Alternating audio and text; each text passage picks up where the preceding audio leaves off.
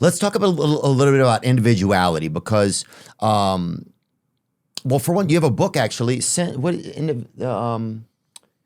Yeah, there it is. The New Science of Human Individuality. Know it, be it, live it. Buy it for your friends. Okay, know it, be it, live it. Buy it for your friends right there. You can get it online, right? And we'll put a link below in our YouTube video. So let me just start with this. It's kind of just a very basic. Are our fingerprints the only thing that makes us individual? No, there's all kinds of things that make us individual, but I love fingerprints. Let's talk about fingerprints, okay. Right? So identical twins, and actually I hate this term identical twins because they're not really identical, but genetically identical twins. The science term we use for it is monozygotic twins. It turns out they don't have identical fingerprints. Oh, right. Really? Yeah, I've never believed in twins. Yeah, this is an important thing for like solving crimes. Right. Right? You know, you can imagine a mystery story. No, my identical twin did it. Well, no, he didn't, asshole. He has different fingerprints than you. Yeah, I've never trusted twins that much. Oh, I have twins. Oh, you do? Not identical twins. I have boy-girl twins. Oh, that's, I'm willing to at least hear about that. Fingerprints are something like the statistics of fingerprints, like how many ridges you have, that has a heritable component, meaning, that is partly determined by genes you get from your mother and father. And so if you have an identical twin, you're probably going to have the same number, but the exact precise pattern, exactly where the whorls and swirls are on your fingertip, that is individually determined. And even genetically identical twins have different fingerprints. Wow. So that's pretty wild. So that's saying that even in this moment where there's a lot of replication, I guess, between twins, that even there, each one has a stamp of uniqueness to them. Yeah, and I think this brings up something that's super, super crazy important. And it brings up, have you known some so-called identical twins in your life? Yeah. Yeah. And so they're not really identical, right? In other words, like you can look at them and you can tell them apart and they don't have the same personalities. And even if you met them as newborns, they wouldn't truly be identical down to the last hair and molecule and their temperament. Like one would cry more, one would be more calm, one would be more this way. Interestingly, this is a tangent, right? People study this a lot in armadillos. Huh. Because the 9-banded armadillo, they are born every time as identical quadruplets. Wait, so the 9-banded armadillo, every time that they're born, there's 4 of them. There's 4 of them, and they're 4 genetically identical ones, and it's coming up on your screen. Wow, why? Yeah, and so, like, if you take 9-banded armadillos, and like, so you can do stuff with armadillos you're not going to do with people, like dissect them and look at their organs as soon as they're born, and like you'll see, all right, these are genetically identical critters. But one of them's got a liver that's 50% bigger than the other. The other one's got like a spleen that's different than this one. They're not really identical even at birth.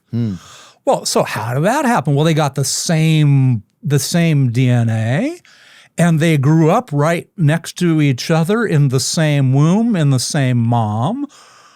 So how did they get different even when they were born? Yeah. And the answer is this. It turns out that the DNA is not like a blueprint. It's not like a wiring diagram for the body and the brain that absolutely specifies everything. It's more like a really vague recipe, right? That says, like if we're imagining this for the brain, instead of saying, hey, neuron number 1,407,000, grow a little bit towards the top, and then after 4 millimeters, make a left turn and go across the other side of the brain. No, it doesn't work that way. It isn't a wiring diagram.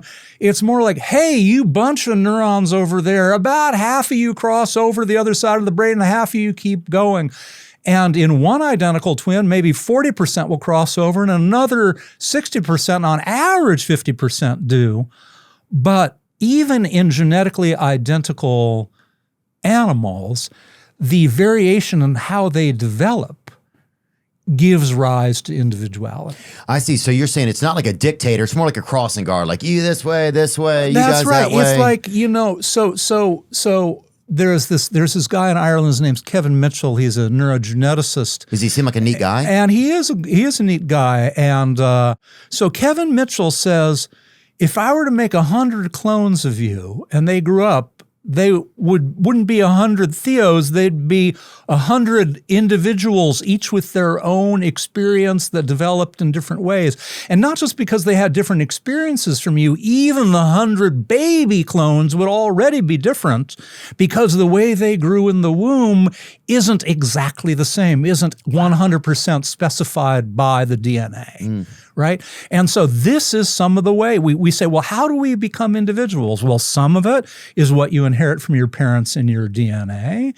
And some of it is other biological stuff like, what hormones were flying around when you were in utero or growing up. And some of it is your experiences in the world. And then some of it is this fundamental randomness of development that I just talked about, what we call the stochastic nature of development in science speak. Well, that's a fun word, isn't it? Yeah. Stochastic. Say that at the, tonight and impress your friends. Yeah. I don't want to just go back to fingerprints on this, but to use that as a marker for individuality, could someone throughout time even have had the same fingerprints? Do we know? Like, do we know if someone else in history could have had the same fingerprints as you, like back throughout time?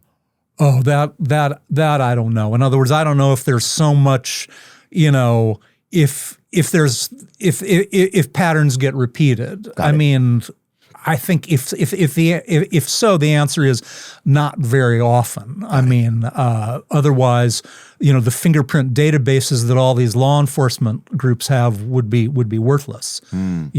Sometimes in groups that are very genetically homogeneous, you walk down the street and you feel like you've seen the same face. Like I spent some time in Finland. All 5 million Finns came from like 1,000 founders. And you walk down the street and you go, see that dude.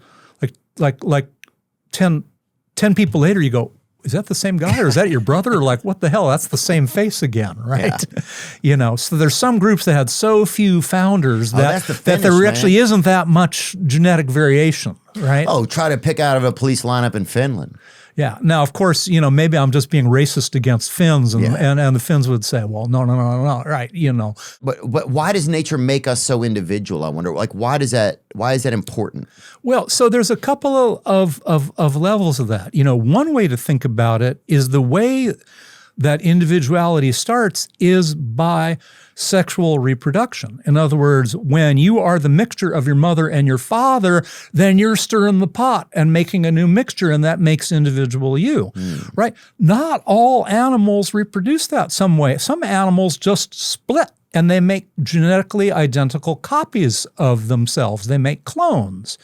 And you might say to yourself, well, that's easy. Like, why doesn't every animal just split and make identical copies of themselves? And the idea behind this is that if you are constantly mixing and recombining, as you do with sexual reproduction, then you're getting a population that has more different traits vary. Maybe this person is a early riser and this one's a late riser. This one can tolerate heat. This one can tolerate cold. And so if a disaster happens, you're less likely to kill off the whole population. So in populations, genetic diversity is good. And sexual reproduction, as opposed to just splitting yourself and making a clone, doesn't get you that diversity. Interestingly, there are some animals, like there's some insects that can reproduce both ways. They can reproduce sexually or they can split themselves. Really? Yeah. And in times of plenty, they tend to do one, and in times of lean, they tend to do the other. Bring that up. And there are plants that do the same way, like ferns are a good example. Ferns can propagate with runners and make clones, or they can propagate sexually and mix their genes and make individual mixed offspring. Oh, hell yeah. Oh, ferns look like they've been partying if you just look at them. You know what I'm saying? It looks like... I know what you mean. If I'm going to come back as a plant, I think I want it to be a fern. Yeah. Are those devil horns, or are you doing ferns in... No, see, this is the fern sign, right? Oh, yeah. Yeah, this is the horns, this is the fern. I'll do both, dude. It's like they've been at Ferning Man, dude. Ferning Man. Thanks for even That's comedy gold right there. For me, man. it's copper, comedy copper. I'll go with. But thank you for even entertaining it. Yeah, go back to this. Let me see. Insects that can reproduce sexually and also through parthenogenesis, a form of asexual reproduction, include aphids and some species of stick insects. Huh. That's right. That's right. So Parthenogenesis is a term. It comes from Athena, the Greek goddess, right? Who sprung from the head of Zeus. Yeah. So the idea is that she didn't come from sex. So the word parthenogenesis, the reason where that word comes from is coming from that Greek myth, right? Dude, that's cool. Yeah, yeah. Wow. Yeah. Interestingly, it's some animals that normally reproduce sexually. It's a very rare thing, but occasionally a woman's egg will actually start dividing in a way that it can actually make a whole embryo. And you can have a female that gives birth to an exact copy of itself. Dudes can't do that, right? Only females can do it. And that's humans? and that's called parthenogenesis. People have argued about whether it happens in humans. I don't know what the internet will say right now. When I looked into it about 20 years ago, some people were saying yes and some people were saying no. I don't know what the latest is on that. And some people say that in addition that their fingerprint, that people's sphincters, like their butthole or beehole or whatever, that it is like the 11th fingerprint, some people say. Is that...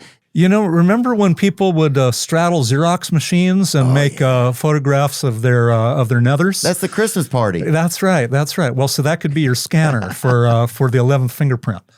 But can you look up if the sphincter? I don't know how you would even say that. While not considered the 11th fingerprint in any official capacity, the concept of the anus as a potential biometric identifier has been explored due to its unique characteristics. Historically, this is the only information I'm seeing here, the artist Salvador Dali is credited with having observed the unique nature of anal creases and comparing them to fingerprints. Huh. So this has been thought of before, you know? Well, you know, it means, you know, if you're undergoing anal bleaching, right, then you can evade the cops if you're using that as a way of identifying you. I'll ride with that. We'll look at that more another time.